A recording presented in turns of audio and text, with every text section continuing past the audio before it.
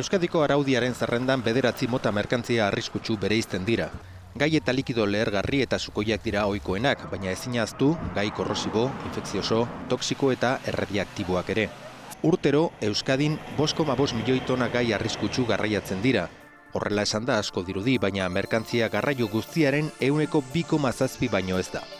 Beste kontu bat da nondik dabiltzan tona arriskutsu horiek guztiak eta erantzuna da errepideetatik. Izan ere trenez honelako merkantzien 6 baino ez dituzte garraiatzen. Hurrengo galdera, zain errepidetan, guztiok erabiltzen ditugun beretsuetan. Kontuan hartu behar da, gai arriskutsuen kopuruaren erdia Euskal Autonomia Erkidegoaren barruan mugitzen dela. Beste erdia, edo kanpotik dator edo kanpora doa, eta 100 txiki bat igaro egiten da.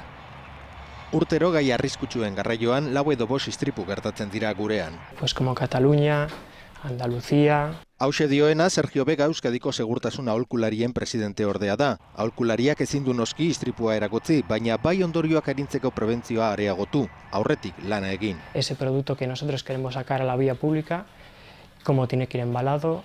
Gai arriskutsua nola bildu, nola eraman, nun berak esaten du. Transportarse. Gai arriskutsua garraiatzen dituzten enpresek legez aholkulari hauek kontratatu behar dituzte, baina Todavía tenemos empresas oraindik daude enpresak legea betetzen ez dutenak. Y que no tienen ninguna intención de hacerlo además.